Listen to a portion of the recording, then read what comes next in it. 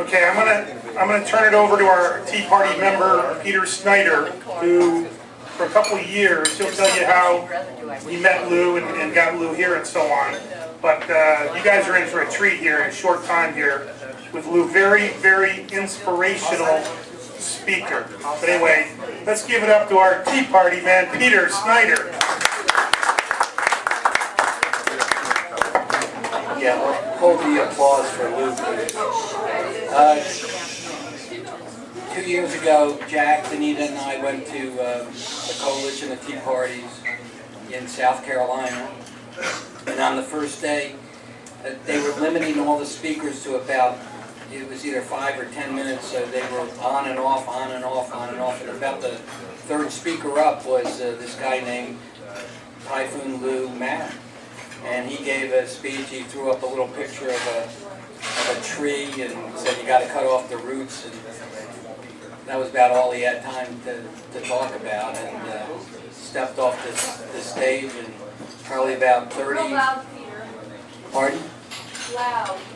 About 30 or 40 speakers later, we happened to run into Lou after the convention was over at a bar, of course, and next to the hotel, and we sat down with Lou, and he started explaining more about the balanced budget amendment that he's been working on nonstop since then and from before then.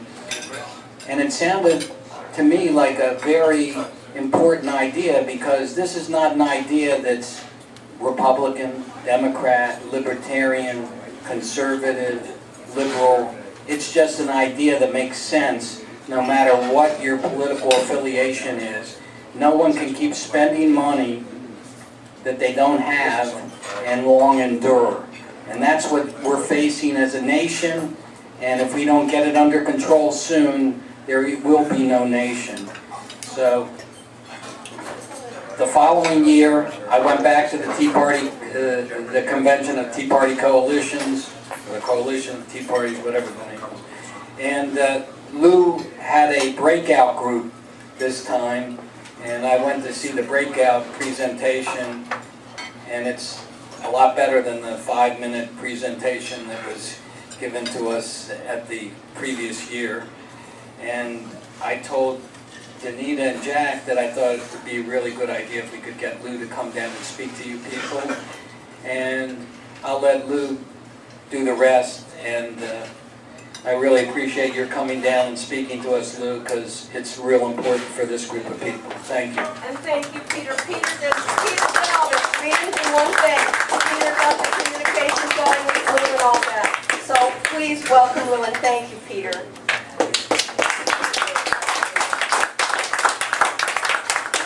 Well, thank you, ladies and gentlemen. I don't need a mic, as you can see. I've been accused of talking too fast, and I'll tell you why. Because our federal government spends $6.8 million a minute. I'll give you a second to wrap your brain around that idea.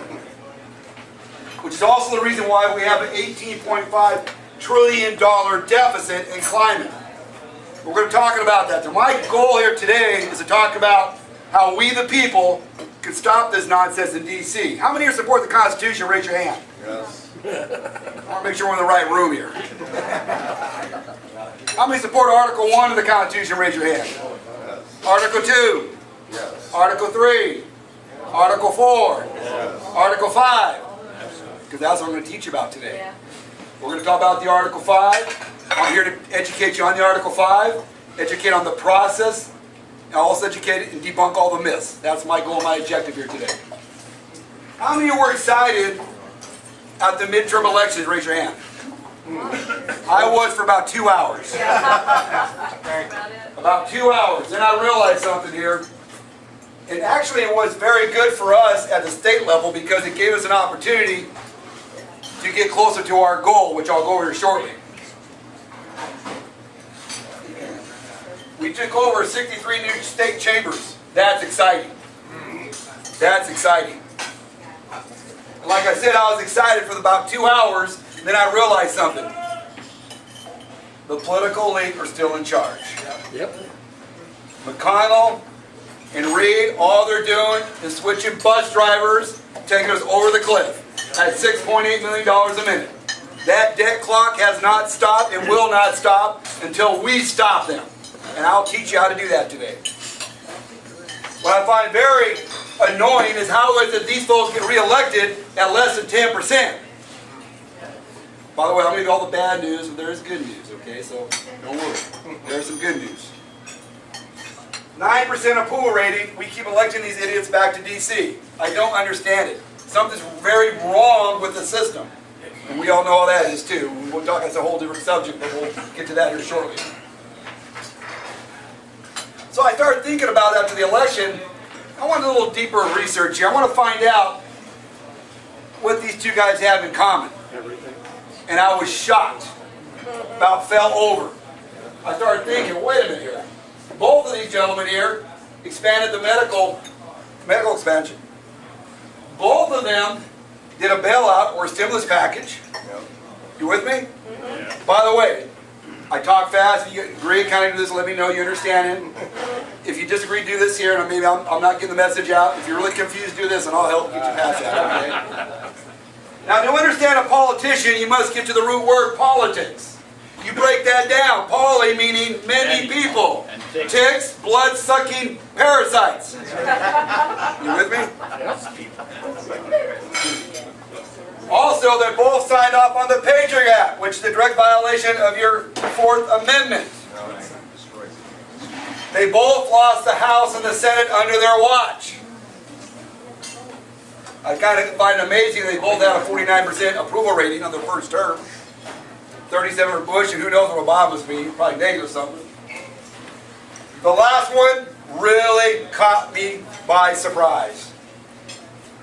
Bush, under his watch, spent over $5 trillion of money we do not have, or did not have. Obama's up to $7.5 trillion of money we do not have. And counting. I don't know about you, that sends an alarm off for me. As George Santayana once said, those who do not know the past are condemned to repeating it. Can you hear me okay back there? All right, just give me a thumbs up once in a while. So I ask the question, do two wrongs make a right? Which is the less of the evils?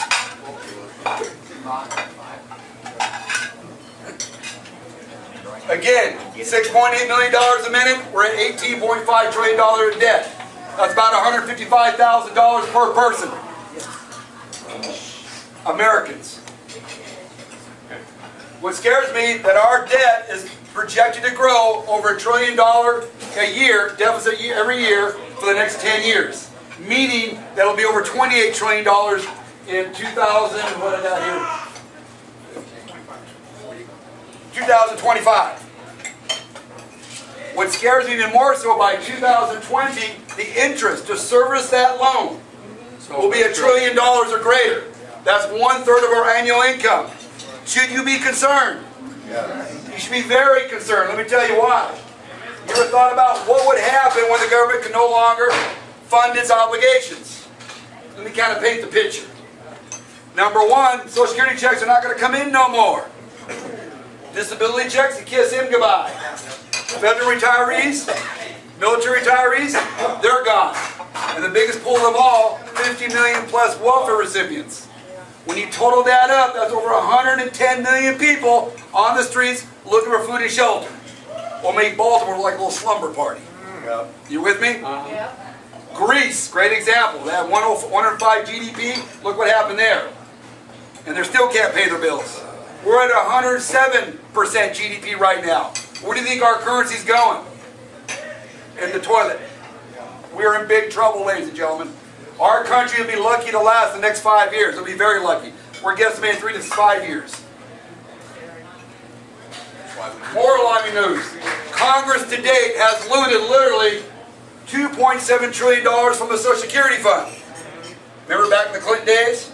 He paid all the bills. Oh, he did it. He went over and took it from the Social Security fund and dropped an IOU in there and paid off the bills. Robbing Peter to pay Paul. You with me? It don't work that way. Civilian Service Retirement Fund, they robbed $840 billion from it. This is what pisses me off because I'm military. They took $750 billion from the Military Retirement Health Trust Fund. get their hands on it. They all have kids. Oh, and by the way, it'll all have to be paid back in the next 20 years. Yeah. All right. Now, more bad news. To date, our government owes foreign entities over $6 trillion to folks who act like our bankers telling us what to do, controlling our economy, controlling our trade, controlling our foreign affairs policy. What I find most disturbing here is that the Federal Reserve, for the past 5 years, has printed off over $2 trillion and loaned to the government too. Why? Because our federal government has a spending problem. Okay, they have a spending problem. When they want to raise taxes, because they got a spending problem. All right? Again, R&Ds don't matter no more.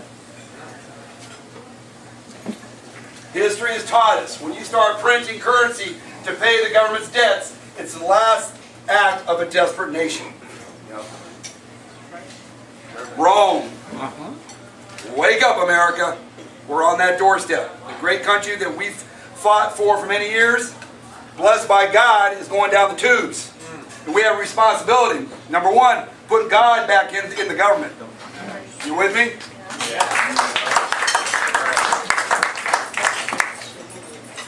How can we reform our country? Washington, D.C. Fire them all. I like to fire them all, trust me. Let me kind of share some with you, okay? I'm going to get to the good news now. We have the power to do it. We have the power to do it. And I got excited when I first saw this 3.5 years ago. The first thing we got to do, by the way, excuse me, easy to do is easy as ABC. A, we have to abolish IRS and replace the tax code.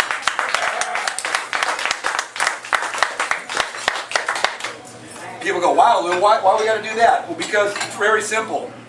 It's very disturbing. We have a tax code that's now over 12 feet tall, that you pick winners and losers. What people don't realize, every year over 5,500 businessmen and companies are folding shop up and moving overseas. Why is that? Because you got a 40% corporate rate. I just came off a 7-state tour here a few months back. 7-state tour across the United States. And we're teaching this here to all the public, and the masses, and the millennials, and the colleges. And they go, whoa. It's sad. I have parents stand up going, Lou, I don't know what to do. I send my kid to college. They get their degree, their master's, their PhD. And they got to move back in home, live in the basement because there's no jobs out there. That's right. It's all about economics. If you're going to punish these folks that are taking the risk and a business, they're fed up. They're going to move overseas to other countries. Case in point, Burger King. Burger King got fed up paying the 40% corporate rate. What'd they do? Hasta la vista. Miami, they laid out about 1,000 folks here at the corporate office. Excuse me. Moved across the border to Canada. They only got to pay 18-19% up there. Why is it too? Keep in mind, 18-19%. Here's the irony. They're a Brazilian foreign entity. You didn't know that, did you? No. Case in point, Microsoft, fed up with it too. They're actually laying off 16,000 people in the Great Northwest. They're fed up. They're laying off Americans, ladies and gentlemen, and moving overseas. For every American they're laying off, they're hiring 3 Indians from India because of the tax code. Fed up with IRS? Again, they use it to pick winners and losers and to shut you up when you exercise your First Amendment. That's why we got to get rid of those folks. You with me? Yeah. B, balance the federal budget. I live in a budget. You live in a budget. 49 out of 50 states have a budget amendment to their constitution. By the way, the one that does not is Vermont. They only got 688,000 people, so I guess they can handle their own. I don't understand this here. They have a credit card, $6.8 million a minute. Today, when you walk out and you think about that, $6.8 million a minute. We got to stop this right now. We're bleeding. We're hemorrhaging. And C, compel our government to follow the Constitution. Amen.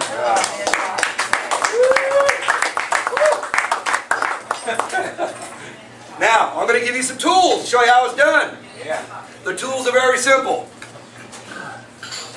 You know my tools. The Article 5 and the 10th Amendment. We all know what's in the 10th Amendment, don't we? Anything money not covered in the Constitution belongs to who, the The power? states. The people in the states. You with me? Also, another great defensive mechanism is called nullification. But remember this, that's a great defensive temporary because the Supreme Court could overturn nullification. Case in point, Roe v. Wade, Roe v. Wade. They're fighting out the gay right marriage thing now going on. I mean, one swoop, you can just wipe out all the states. But a lot of people don't realize this. The offensive weapon that we have that oversees or has stronger power than the Supreme Court is the Article 5. A lot of people don't know that. Case in point, there's like 18 or 21 resolutions right now still on file to overturn Warren Burger's Article 5, or overturn his decision for the babies. Roe v. Wade, I get that mixed up. By the way, I'm from Hawaii, so I like to shortcut everything, so you get used to it. I say things like "mo better," you'll get that real quick. Let's talk about the Article 5. Very simple process here. I'll get to the nuts and bolts real quick here. The process. 2/3 of the states must apply. That's 34 states. 34 states must apply, okay? And how it works is they pass a resolution in the House and the Senate, and that's it. No governor's signature required. All they pass is, I want a balanced budget amendment to the United States Constitution. And that's it. All right? 34. Remember that number. I'm going to text you afterwards, so be careful. Once they get to 34 states, Congress must call the convention.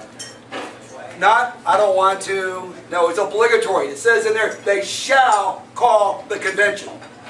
All right? There's no choice about it. They have to do it. 34 applications. They'll count them up. They say, yep, you got 34 here. Good to go. Next step. The convention will take place. The delegates will come together, and they will write a proposed amendment. They will propose an amendment. You with me? I want to make sure I emphasize, they will propose, not ratify, they're proposing it. Okay, so it's very important you understand that. By the way, every state gets only one vote. Historically, it's been happening all the way up, pre-Constitution, all the way up to 1789. You get one vote per state. So the state of Wyoming or Vermont, 680,000 people, get one vote just like Florida. So what's great about that is that the red states dominate the blue states 2-1. Easy. And we'll show you that here in a minute. So anyway, once that amendment is written, it will actually go back. Oh, by the way, Congress will call the mode of ratification. And what that means is, it's an up or down vote. Yes or no for balanced budget amendment. How many want a balanced budget amendment? Raise your hand. No. Absolutely. Look around the room. Yeah. I want you to understand something here. Over 80% of the Americans want this. You notice I didn't say Republicans. I didn't say Democrats. I said Americans. The average is 80%. So I'm getting excited about this. Even the left understands that we're in trouble and that we got to do something. They don't want to lose their welfare checks, whatever. So it can either be a vote by the state, by the people, up or down. Yes or no? And just with the vote here alone, it's like, by the way, on the right side, it's over 85% want a balanced budget amendment. It's in the low 70s, I believe, for the left. So we got to average about 80%. So that's a good thing for us. Or it's either up or down vote by the people or the state legislators. Okay, they can do that within the states. There's no end. It's either one or the other. Up or down vote. That's all it is. And then 3/4 of the states must ratify it. In other words, 38 states must approve this. You with me? 34 to convene, 38 to approve. Now for a balanced budget amendment, I'm pretty excited to report to you, we have 27 states done. Yeah. Let's take a moment to talk about our founders. These are the folks who supported, either signed the Constitution or supporters of the Article 5. George Washington, Hamilton, Abraham Lincoln, Ronald Reagan, even Rand Paul supports this process too. Talk about the talking heads. All the conservative folks endorse this process too. I'm excited about that. By the way, Herman Cain is a huge proponent of the balanced budget amendment, our campaign. It's very important you understand this is a campaign. This is probably the most important campaign over every campaign we have in the future, including the presidential race. Washington's broke. We are out-resourced and we're outgunned with special interests in D.C. Now, I'm not saying give up. I'm just letting you know the only way to take away the power is to go to the states. Remember, the federal government is a byproduct or a child of the states. And I think it's time we put them in timeout. What do you say about that?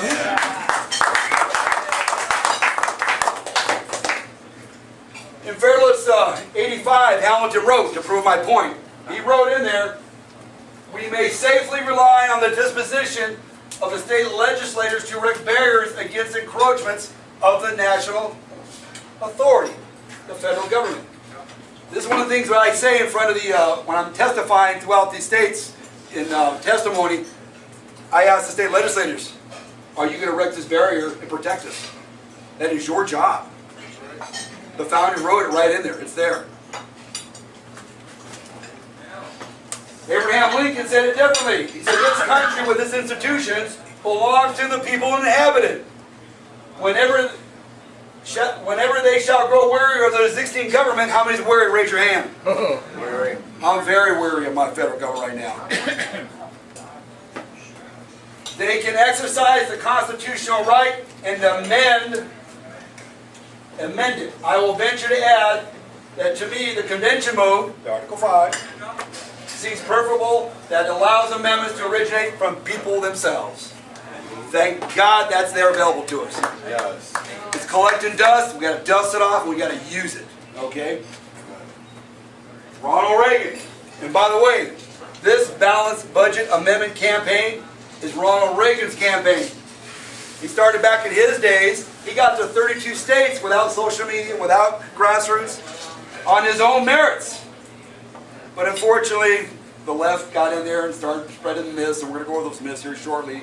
And states rescinded down to 16 states. I picked it up at 16, joined the BBA task force on American.org. And between both of our organizations, we brought it back to 27 now. All right? So, and by the way, it died in Ohio. That's where it died at, in Ohio. And we went back to Ohio, and we went in there and said, oh, Lou, we don't like this convention thing. It's a runaway and all this garbage, I says, hear my speech first before you judge. We went in there, we went from hell no to hell yes, let's do it. Literally overnight, blew everybody away. Ronald Reagan says, we cannot depend on Congress. Is he right? Yeah. Right. Lord have mercy. Yes. To discipline itself, we must rely on states to act. He's talking about balanced budget amendment. Fortunately, our nation's founders gave us the means to amend the Constitution through action of state legislators. This is only strategy that will work. It's the only strategy that will work, and it will work. I'm thoroughly convinced the more I travel around, the more I educate, the more I unite, the more we the people are coming together now. Remember, this is not a left thing or a right thing. This is an American thing. Right. When I'm not talking about this, leave your label at the door.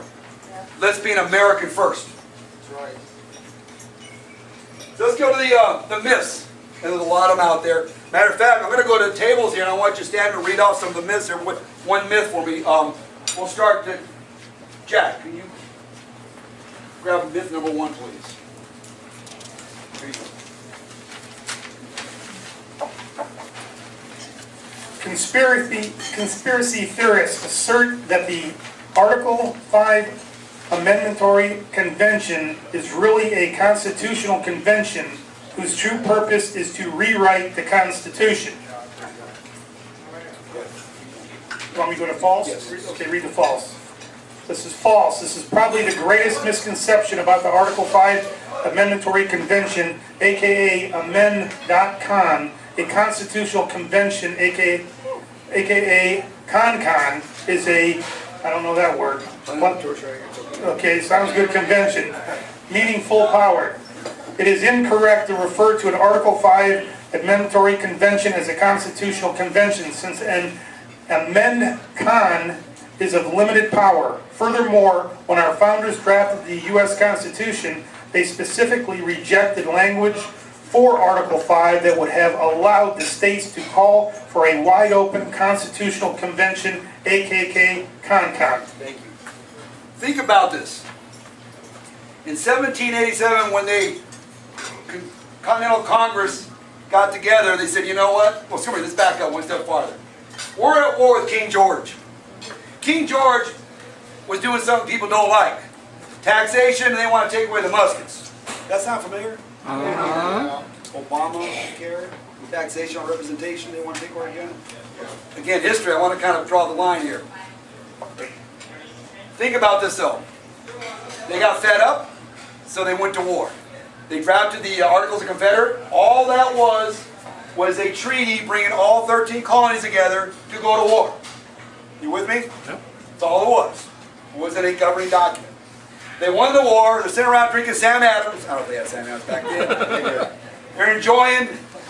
Yeah, we won, we won. But lo and behold, they go, ooh, this document's not a good governing document. So the Continental Congress, the one that had the authority, said, founders, can you improve this? They took that document, they looked at it and go, ooh, and they came up with the U.S. Constitution. This is very important you understand how this all came about.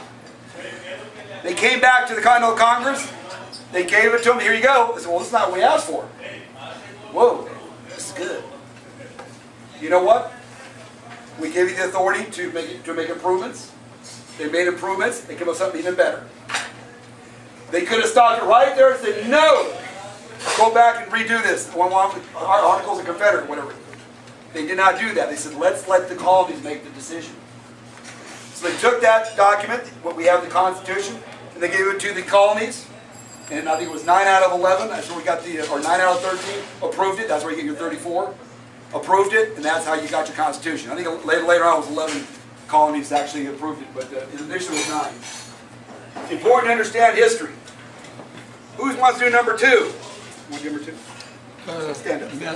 You have to be loud, Norm. You know how to do that, Norm. Yeah. Myth. Conspiracy theorists Norm. assist that since the Constitution doesn't give Congress the power to control the Article 5 Amendatory Convention, it would automatically become a runaway convention in which the delegates would propose amendments that would rewrite the Constitution or take our rights away. False.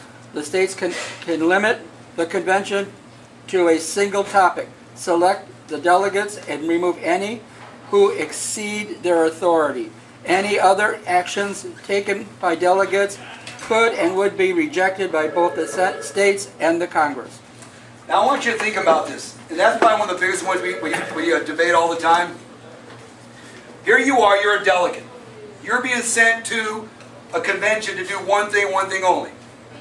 To write a proposed balanced budget amendment. What do you think will happen? You took an oath as a delegate. What do you think would happen if you decide to go off the reservation and do something beyond your scope? What do you think would happen? Get arrested. Actually, there's some truth there. Indiana passed what they call a DLA, a Delegation Limitation Act. And they said anybody who goes off the reservation, they'll pull them immediately, rescind their vote, and they'll put them in jail as a secondary felony. Florida Wow. has the same thing. Yes. Who does? Florida too. But I'm talking Indiana's the roughest one. So the point I want to make is, it's just like if the president appoints an ambassador, you're going to get marching orders to go do certain things. You don't have the authority to go out and make treaties and make deals. You don't have that authority. It's very specific. It's a balanced budget amendment. Nothing more, nothing less. Number 3. What's number 3? I'll do it. Go ahead, please. Myth number 3. Conspiracy theorists assert that the Article 5 Amendatory Convention cannot be limited to one topic because the Constitution doesn't give that power to Congress. False. The Supreme Court has stated that the Article 5 Amendatory Convention is defined by historical practice. Therefore, the states can limit in an Article 5 Amendatory Convention to one topic, which is exactly what they've done in practice and historically since the earliest intercolonial convention in the 1620s and in all the interstate conventions since 1789. That's correct. They did over 40 of them, by the way. Over 40 of them. They got together and said, listen, we're going to have a convention here. Let's get together. Let's talk about Indian affairs. That's all they talked about. Next time they got to get to about commerce. That's all they talked about. So it can be done. It will be done because the states are only going to allow one topic, in this case, on this particular issue here. Number 4. Anybody? Myth number 4. Conspiracy theorists claim that the original Constitutional Convention was a runaway convention because our founding fathers exceeded the authority given to them by the Continental Congress. False.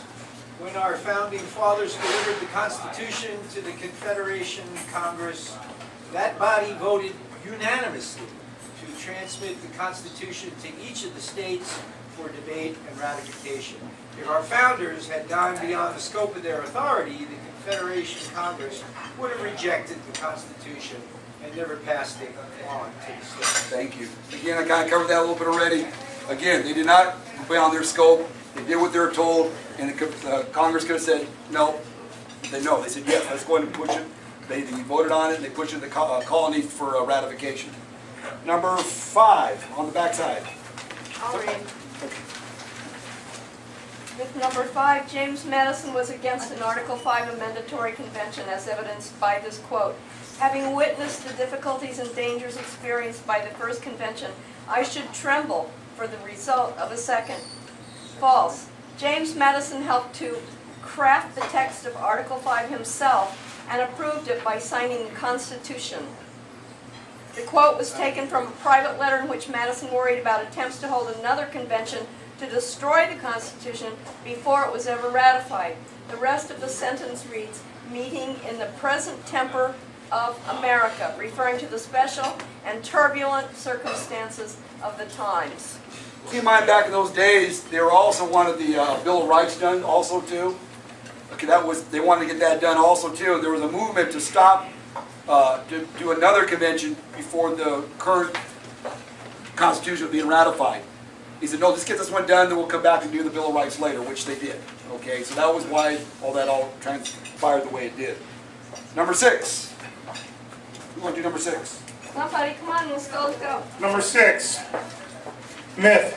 Chief Justice Warren Burger was against an Article 5 amendatory convention and wrote a letter outlining his position. This is true.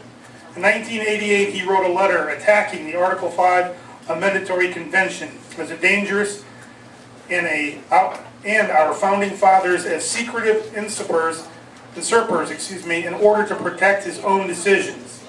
He never ruled on a single Article 5 case, but his successor, Chief Justice Rehnquist, ruled on 3 Article 5 cases and was for an amendatory convention. Any questions about that? Warren Burger, again, presided over the Roe versus Wade. And what he did was, of course, he went in, ruled into killing babies pretty much. There were like 18 or 21 states that no. So they actually passed resolutions. And by the way, those Article 5 resolutions are still on file. If you want to pick those up and get 34 states to pass Article 5 convention for to overturn the Supreme Court, you can use those. They're still alive and well, by the way, those applications. So anyway, number 7, last one. Kathleen, go ahead. Myth 7. Conspiracy theorists claim an outside third party can set the rules of the Article 5 Amendatory Convention. False. The 10th Amendment states otherwise. The Article 5 Amendatory Convention is considered a federal function performed by the states. The states, and the states alone, have the power through their legislatures to apply for, conduct, set the rules for, and conclude the Article 5 Convention. The Supreme Court addressed the issue in both Lesser versus Garnett and Dyer versus Blair and in lower courts. Thank you. Could you give us a brief summary of what, I'm a little bit confused about all this, I got to tell you. I'll get to you. All right, again, 10th Amendment. Remember, Congress can propose an amendment, and states can do it too. All right? Congress, they proposed all 27 amendments we have right now, they added to the convention, or to our Constitution. 27, the last one was done in 90-something to raise their pay, whatever. That was sitting dormant for over 100 years, and finally they brought that to the table and got that passed. So, it can be done. The states have that same power. It only makes sense, right? The key here, though, is that states can not only propose, they have to ratify everything anyway. The states have the last say in ratification. 38 states got to ratify. Okay, so anything to say something crazy did come out. Do you think, to say Second Amendment, abolish Second Amendment, do you think the state's going to ratify that? Absolutely not. So, where we at right now, all the states that are shaded blue, by the way, it's not Democrat, Republican, all the ones that are shaded blue are done, in the bank, passed our resolution. The ones in red are our targeted states. You with me? If you know anybody in these red states, get me in front of them so I can educate them. Alright? By the way, we're going to Wisconsin. Who's from Wisconsin here? We're going to Wisconsin here. Wisconsin will probably be our last state we're going to get for the year. We'll bring to 28 states. We're going up there in July to do our thing. We're holding a huge convention up there. So I'm kind of excited about that. Then all the legislators close down. We have to wait till next year. What's the targeted date? I want to get done this next year by July 4th of next year. I thought it'd be symbolic. That's our goal. We need 7 more states, hopefully 6 when we get Wisconsin. We want to wrap up our 6 states here, and I'll show you what the states we're going after here. Again, only 7 states. Again, this campaign is probably one of the biggest, most important campaigns of your lifetime. This is the campaign to either survive or die, America. That's how serious it is. $6.8 million a minute. People ask me, Lou, does it really work? Let me tell you how effective we are.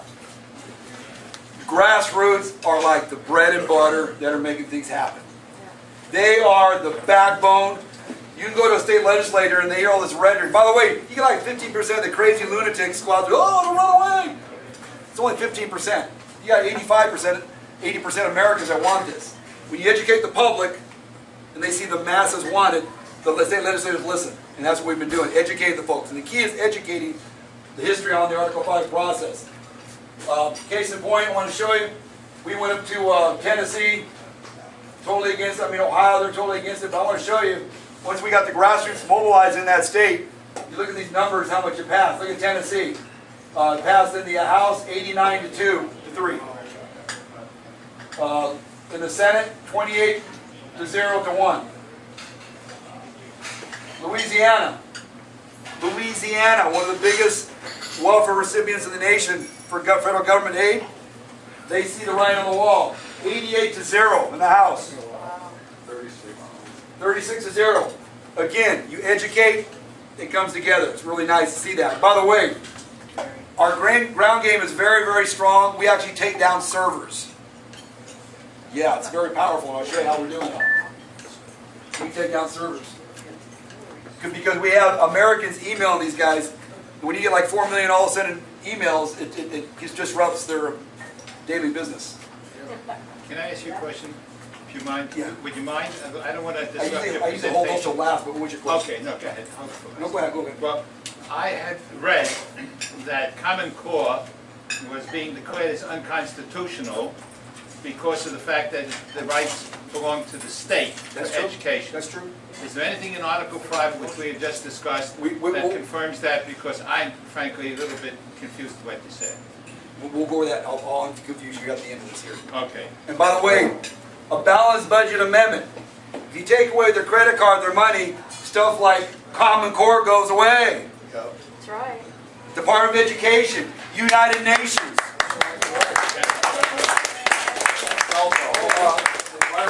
How about government-funded abortion clinics? Let me tell you what, there's a lot here at stake. I'm going to go through that here in a second here.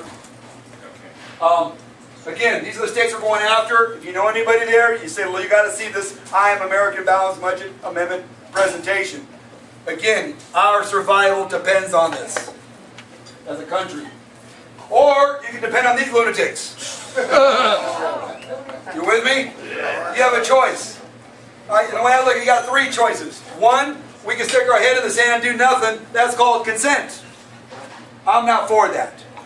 I am against that kind of stuff, because to me, that is nonsense. And I think when Benjamin Franklin walked out of the Independence Hall after they passed the Constitution, looked at it, and the public was waiting, saying, wow, what do we got, a monarchy or a republic? And Ben said, you have a republic if you can keep it. That's right. You can keep it. And you know what? It's at stake right now. Number 2, you can do what my opposition has been saying for 40, 50 years. Re-elect better people. As my friend Herman Cain says, how's that working out for you? That's why we got an $18.5 trillion deficit at $6.8 million a minute. Or we can embrace the Constitution in its entirety by using the Article 5 process, as well as nullification, by some time, which our founders gave us as tools to rein the federal government's overreaching powers. So the question is, are you going to enable her and do nothing, or are you going to join our I Am American Article 5 movement? That's the question you got to ask yourself. How many like what they're hearing so far? Raise your hand. How do you do it? You join our BBA for USA campaign. Very simple. And donate. You can donate $5, $10. We don't care. That's how we do this. We have zero budget. I probably literally gave out of my own pocket $150,000 in my own pocket travel around the United States this year just because I believe in this. And believe me, when I get this done, the fair tax is next. Yeah. So I guarantee you, once I get this done, show it can be done, people are going to be digging their pockets. Let's do this. You know, that's the whole idea. And I want to do term limits after that and so on and so forth. Maybe abolish the 17th Amendment and bring back those senators back to the states and have our voice. You understand the 17th Amendment, right? We lost our voice, made a popular vote on that. That's a whole different subject, but you know, we got to do something. This is how we're going to do it. Now, when you join, you can join a couple ways through our website, IamAmerican.org, which is on your back of your pamphlet. Or if you like to text like I do, and by the way, I was not a texter. I was not a texter up until maybe a year and a half ago. And I'll tell you the funny story. I'm up in Georgia. Actually, I was testifying, even testified for the COS there. I'm up there in Georgia sitting there, and I was an hour and a half away from my hotel. And I had my laptop at the hotel, and I was going to go testify. And my state director called me from Wisconsin. Lou, we're going to the floor in an hour. We need help. I said, oh, I can't get to my computer. I got like 4 million here. People, I'm in trouble. So what I did, I grabbed a millennial and says, help me. Show me how to text. Oh yeah, no problem. I'm telling you, honest to God, 30 minutes later, my state director called me and says, whatever you did, the switchboards have lit up. Good. I know exactly when that was. I started getting texts from Lou in the middle of the night, and I said, who's Lou? I call on all our leaders throughout the United States, help. And we join together, 80% of Americans can do this. We can take back our country using the Article 5, okay?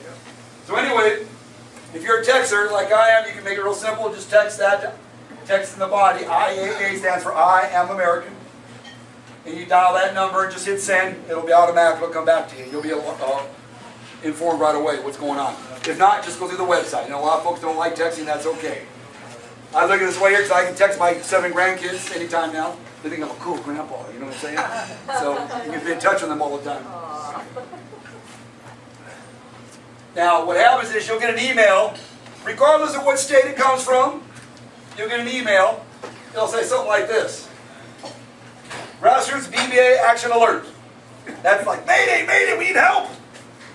South Carolina, for example, sorry. Like right now, we only 7 more states to go. We'll ask you to help participate by emailing. All you got to do is click on a link here. Click on that, it'll take you right to an email. It's web-based. We take all the work out, all the fun out. All the work's done. All you got to do is hit click, type in your name, your email, and send. And automatically, we arrange the language for you. I'm an American, I support a balanced budget amendment. It's so simple, not even funny. We make it easy for you.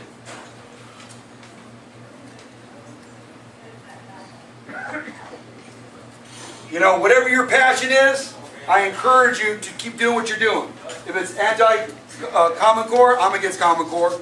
If it's against abortion clinics, I'm against that too. Whatever your passion is, keep doing what you're doing. But remember this, you go after the money. And what happens is what we do, especially on the right side, we say something like Common Core. We go after Common Core, we cut off a branch, and yeah, we did it. And what happens? 2 more branches pop out under a different name. Yeah. Stop going after the branches. Go after the roots. You go after the money, this stuff starts drying up. That make sense? Yeah. Now, by the way, it's your handout there too. It's on there also. Again, texting. Again, easy to join. By the way, there's several groups out there that are doing Article 5 movements, being the COS, another one which we also embrace and work with them too. I personally went to Georgia, testified for them, as well as Florida. They have now a total of 4 states. It's got Alabama, and I congratulate them on that. Very important here. They have, that's them there. This is us up here. Again, we have 27 states. Should have 28 here by next month. And then we'll probably wrap up our season for the year and then get ready to go into what I call education and fundraising. So, a couple other groups out there too. I'm not going to go ahead into those, but the 2 top ones are us and the COS. We have a rule. Remember Ronald Reagan, thou shalt not speak ill of a fellow Republican? We also do that the 11th. We have a 12th rule in our group, in our organization, and we filled out to all the organizations. Thou shalt not talk ill about other organizations or Article 5. Because when you do, you hurt the whole movement. When we win, when we succeed, we the people win. So it's important that we support each other. Make sense? Did I mention that I hate John Boehner? I'm with you there.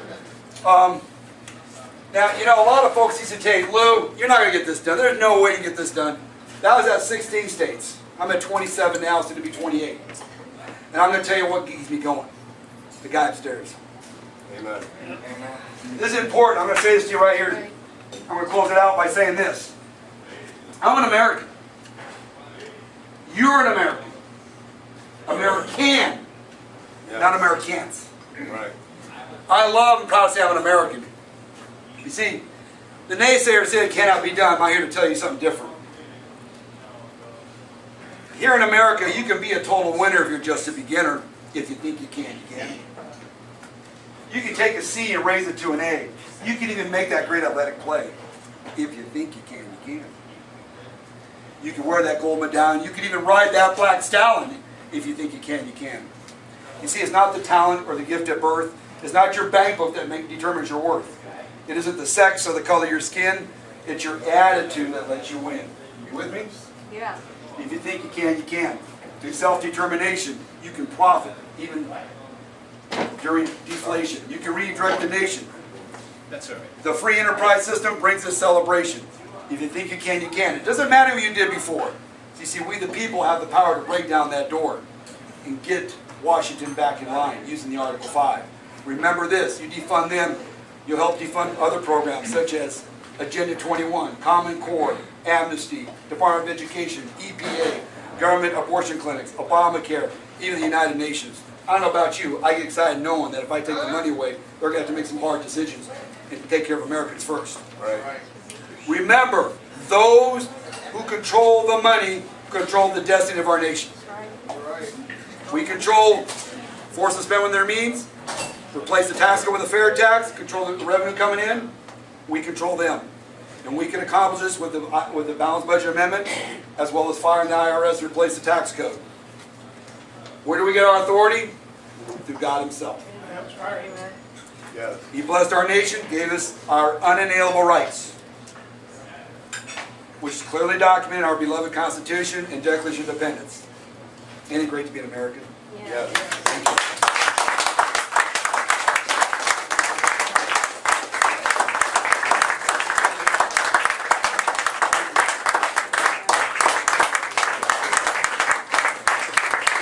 I'll take any questions you may have. Yes, sir. We're going to have lots of questions. Hang on, we'll probably have a microphone. But I just want to say one thing here. What? Oh, we don't have a mic. Okay. I just want to say one thing here. What do we have to lose? Because we're losing. What do we have to lose but to support this man and this magnificent effort that he has made and that he's pushing? Let's do this.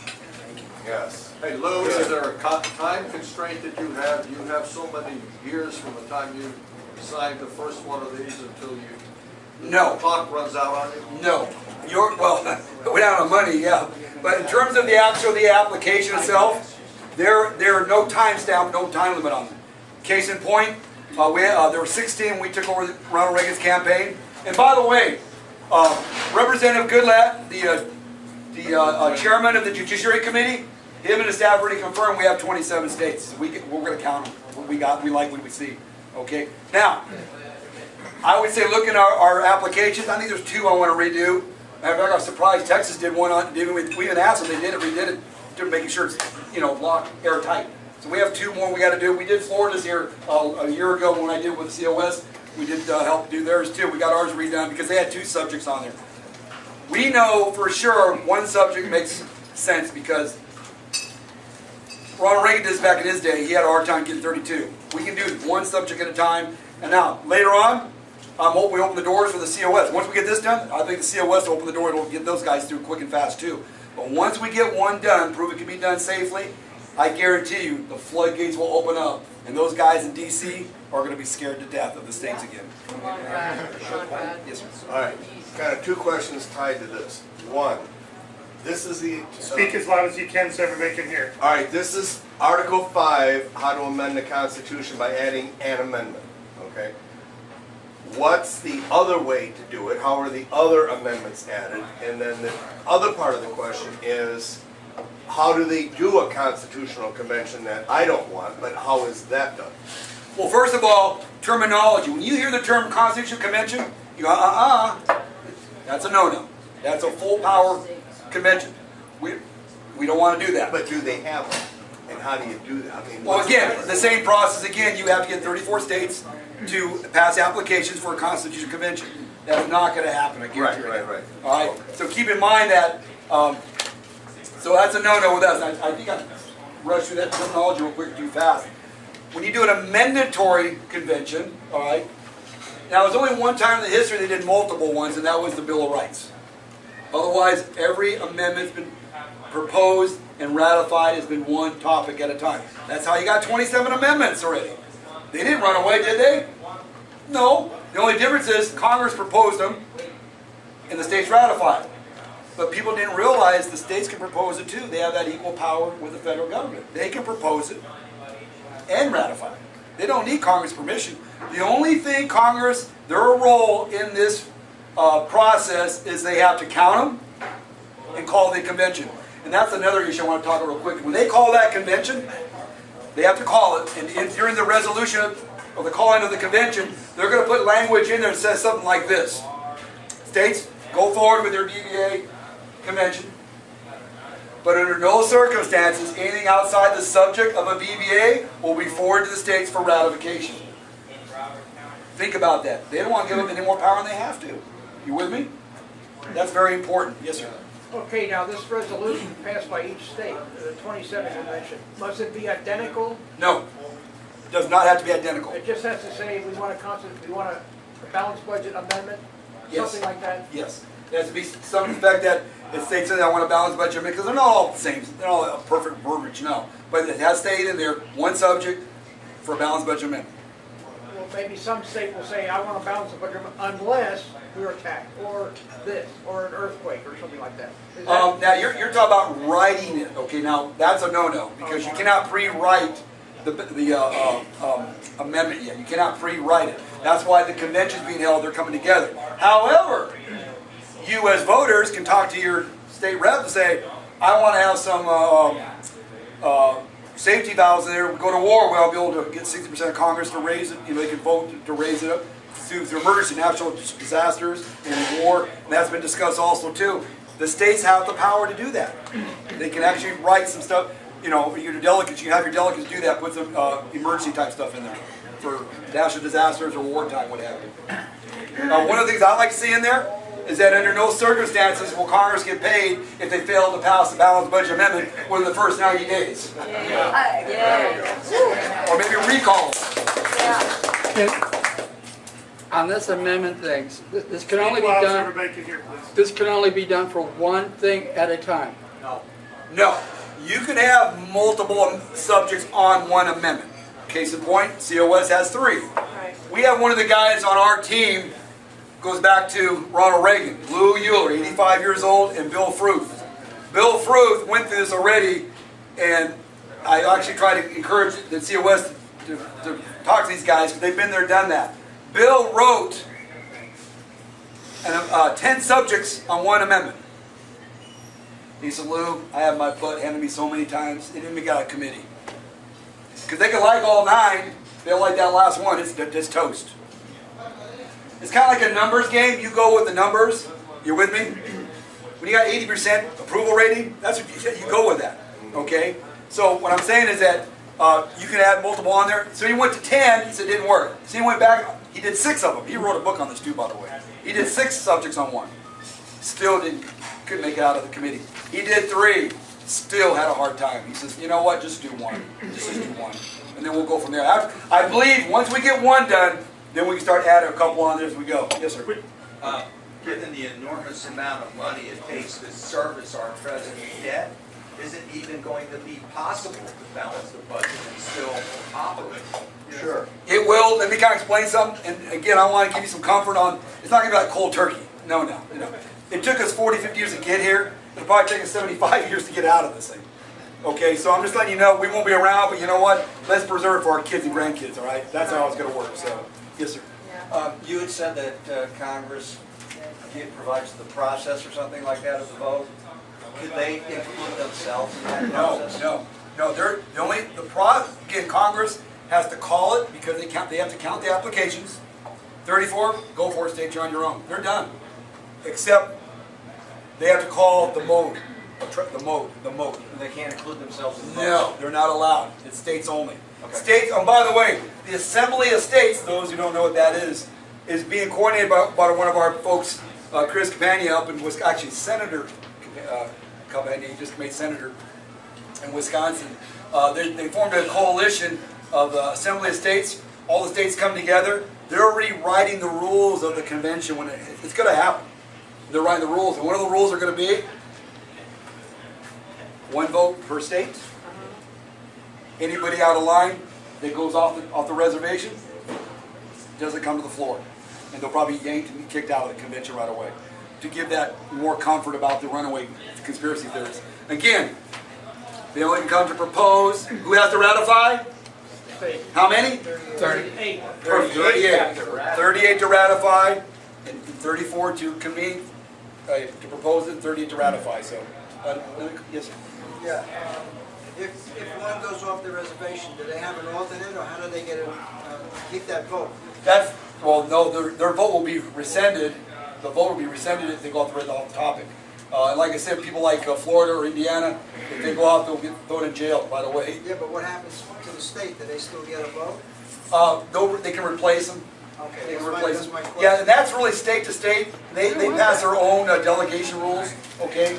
And now, those who don't know, next I'm not month happy with you. in San Diego, the 27 states that joined us, all the leaders are coming to San Diego. We're inviting all the other leaders that didn't join us and to have a little talk. To let them know, why aren't you on board with this here? Yes, sir. I want to give you some encouragement. I work in a law firm, there's a lot of young paralegals there. And I've got the ears, several of them. One of them I asked, I said, what is your most fear about what's going on in the United States? She said, the debt. Out of all things, I was so floored.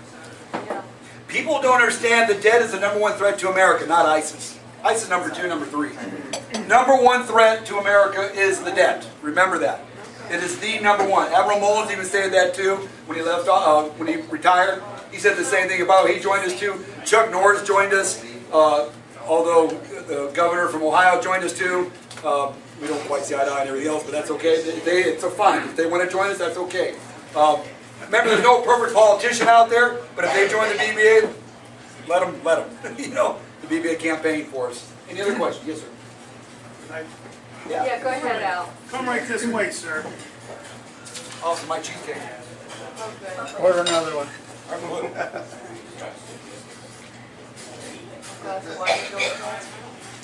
So I guess, Speaker, congratulations, you're right on the money. There's absolutely no doubt about it. And I would like to give you support and tell you what we're up against in our effort to do what we want to do. Our economists, our leading economists, are all saying that we're on a path that can't be sustained. But they don't tell you what that is. what it is, in my opinion, is the revenue that we take in this country can only come from those that are working and paying the taxes and the corporations. And that is all the revenue equals individual income taxes, corporate income taxes, social insurance, what you pay for Social Security and all that stuff. You add all that, and right now the interest in our debt is 7% of that. That's been the historic record. The CEO says that by 25 it will be 18%. That's a pretty big jump. And that's if the government is paying 3.5% interest. If the government has to pay 5%, that jumps to 24%. If the government has to pay 7%, it jumps to 32%. And if the government has to pay 10%, we've been there, it goes to 40%. In my opinion, that's going to be the breaking point that these economists won't tell you when it's going to break. And it's at that point that, like our speaker said, America folds. I don't think America will fold, but what will happen is if you own Treasury bills, say you had 100,000 in Treasury, you're going to take the big haircut, and the government's going to say, you're going to pay 50, we'll only pay you back 50,000. It's going to be a disaster for pension plans, everything, and we know what we'll go through.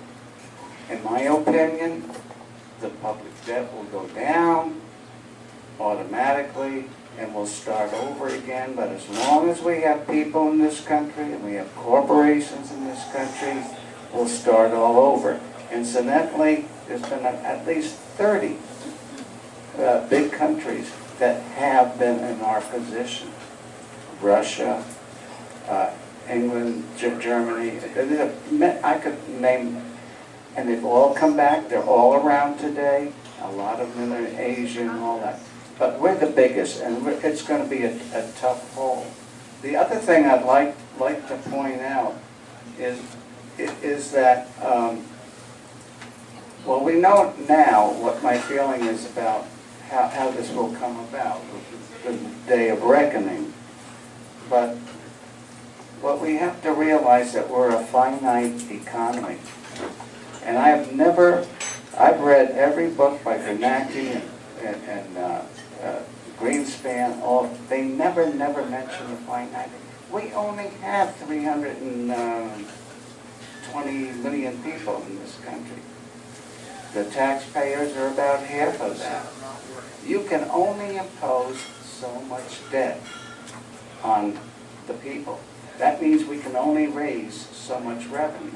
The CBO is saying that we're cutting deficits down to $450 billion a month, a year.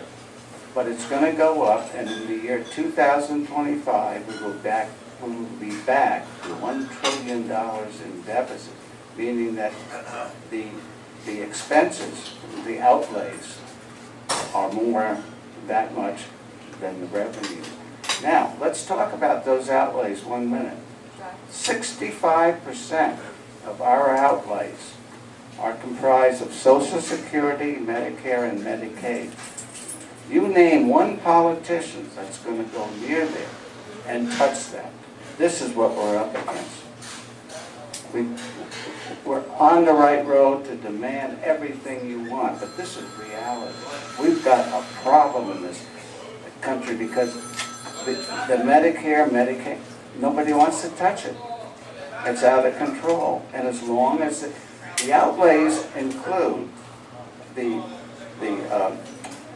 mandatory spending, and the other spending is half military and half everything else. And interest. So what I'm saying is we got a tough road ahead, and let's go balls to the wall. We do everything our guest speakers. Can I ask you a question? Yes. Because I think he said something about what happens if a country like China and Saudi Arabia and the interest rate goes up to 3 or 4% and they start demanding their money back. Yeah, what do they do? First of all, we have two debts. We have to realize I this. understand that.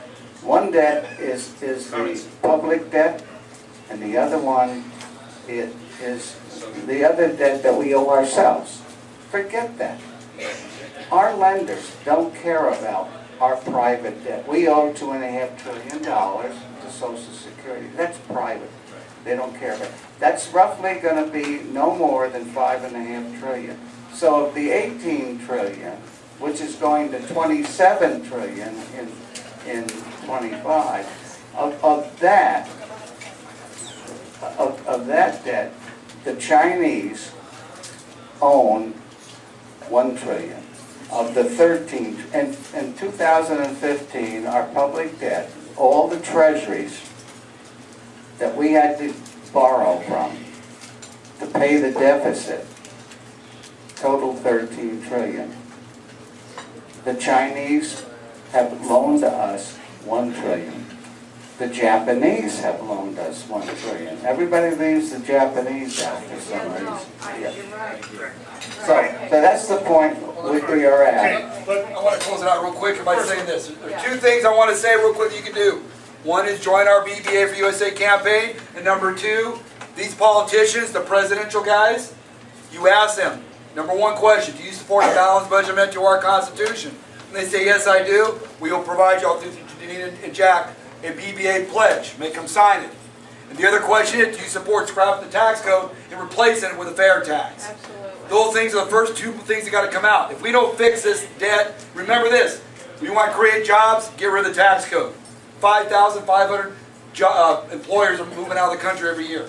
We got to stop this now. 40% corporate rates. Nonsense. So These things that he just mentioned, the balanced budget amendment, and so on, those are kind of some of the things I would really like to get to, besides Common Core. So that's why I was asking, can we do two? But we'll take it one at a time, and we'll get there. Okay. is there any more questions you may have? Any more questions? Yes, ma'am. Yes, ma'am. Jerry. Yeah, the economics is pretty difficult, world economics, and failing to balance my own budget. It's a tough haul, but if the analogy works to a family, and you are spending more than you take it in, you have two choices. Cut out cable TV, get rid of the paper, or go out and make more money.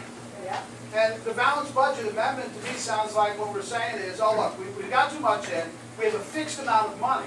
We can't pay for the cable TV, cut the cable, cut the paper out. Another answer is saying, get up your rear end and make more money. If you want to keep the cable TV, go out and hustle, make more money. And a lot of people are saying we need a balanced budget, of course. But what if the regulations that are going to Singapore and other places that are making business very attractive is a way of maybe not paying the budget, but building it back by saying it's not, in other words, if you work one job and that's it, you can't pay your bills, maybe you work a part-time job. You add money to pay the deficit down by creating money. It's not a zero-sum game. And the obstacles for America to make money for itself, there's 1,000,001 rules around stopping that. So, I mean, the balanced budget, let's pay our debt, but we can create money to pay the debt and keep the cable TV and the newspaper by, in a sense, getting a part-time job and making it work. Again, is the balanced budget amendment going to solve all the problems? No. Is it a good start?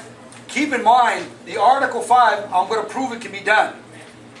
Once it's done, you want to create jobs, scrap the tax code, bring the fair tax, okay? And let me tell you what, we already know 65% of the people that left the country, they'll come back within the first year, they said. 65% of those employers are going to what? Create jobs for Americans.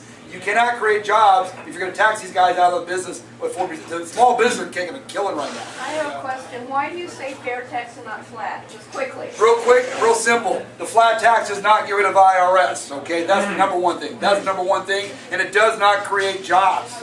And there's the people who don't have jobs don't pay tax. That's what I can't stand. What I like about the fair tax, I like to do it this way, Skinny. Everybody pays their fair share. Exactly. It's consumption. Consumption tax. I love saying that to the left because shouldn't everybody pay their fair share? Yes. And they oh yeah, because they're all about fair. You know what? Everybody should pay their fair share. And what I like about it, now they create jobs, those little illegal immigrants that are here, guess what? They're going to pay for that bottle of water just like me. You with me? How do you get them to pay the? Okay, wait a minute. It's on the tax. The fair tax is a consumption tax. Yeah. I have another presentation, it's like 45 Let's- minutes, another day. Let's stay in order, everybody, please. Okay, Ed, you have a question? Well, I'd like to. You know what's going to happen? Because the mechanic will say, give me cash and I won't charge you the tax. We had a guy in the dry cleaning business. How many more people have questions? There's one. Go ahead. No, we have it right here. Then we'll go, I'm just seeing here. So I do, okay, one, two. First of all, I want to thank, Hold on a second. okay, I want to be sure to thank Lou Marin for coming down and making this presentation today to all of us, and he's done an excellent job. I will say one small caveat, I like the way I do it better, but that's the, just personal taste, of course. But I'd like to offer this comment. What I found listening to Lou is that his organization is,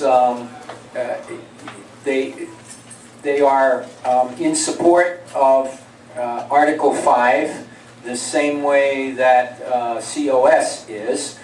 We agree on all of the same reasons that something like this should be done.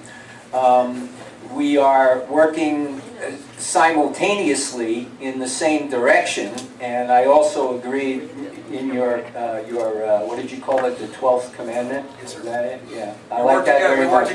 So I want to say to you, the only distinction I see is in terms of the scope of what the states would sit down and discuss when they actually came to a convention of the states, rather than in this case, yes, and it is very important, the economy and the budget.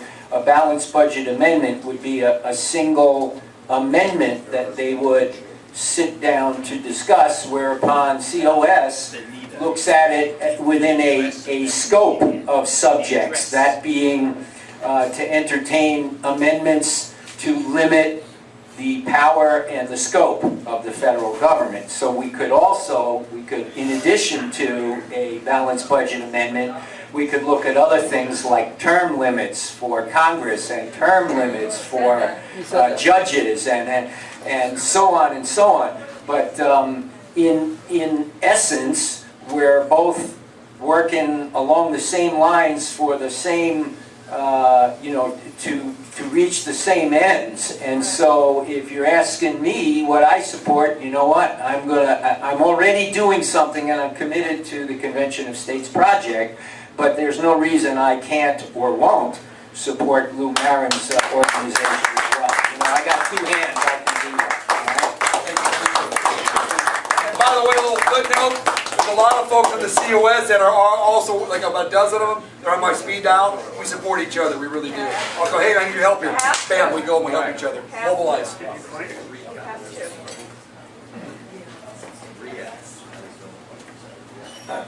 One thing that most people are aware of is that ever since Obama came into office, he had the Federal Reserve on his side. So we've been paying, very small amount of interest on the debt. And had we been paying normal interest rates, our deficits would have been just off the roof. Right. One thing that people are saying is going to happen is, the U.S. dollar is the international reserve currency. So you can buy oil, you can buy anything with dollars. There's a rumor that when the IMF meets in this fall, that one of the agenda items is to remove the dollar as the international reserve currency. There's no gold. And when that happens, it's a different ballgame. There's no gold. Something else will have to replace it, gold or some other currency. The currency that will probably be replaced it as a special drawing rights from the IMF. In order to get the special drawing right, the country will have to come into compliance with their budget and their economy according to the IMF dictates. We are certainly not in compliance, so you won't get any special drawing rights. And our economy is going to be in deep, deep trouble when the dollar no longer has international reserve currency status. Thank you, George. Thank you for that. One more. Even though I don't have gold. No, we're staying, no, we gotta stay in order Calm here. down. Stay in order. Somebody chloroform this guy up front here for me. I have a quick question. This minimum wage, $15 an hour, okay? The politicians are backing this wholeheartedly. Is that only, it's not the fair wage that they're going after. At $15 an hour, guess what? Taxes go up. And that's more money for them to spend. That's a living wage, not a minimum wage. Yeah, but I mean, isn't that more money for them to spend? You know, anytime you see taxes being raised, that's a red flag to you that they're out of control for spending. They need more money to support their spending habit.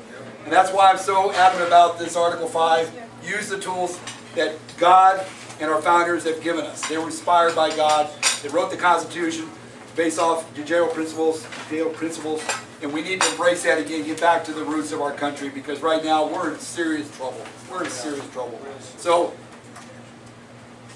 Seattle did that. And people are moving out, the business are moving out, and they're going to find out.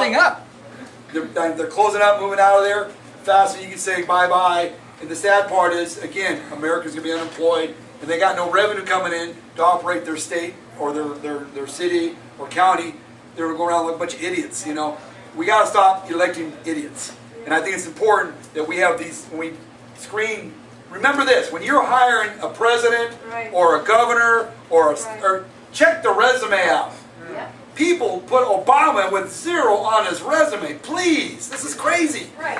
We need to know who their consultants are. Where's their money coming from? There's so much more that we have to do with these people other than just immigration, which is huge for me. You know, Common Core. You know, we have so many other things that we have to do with these people. So please, do your homework for 2 weeks from today. Please, don't skip school 2 weeks from today. By the way, Trevor Latta is a good friend of mine. We always tease each other like we're stalking each other across the country. So we say Typhoon, Lou says hello. You'll get a kick out of it.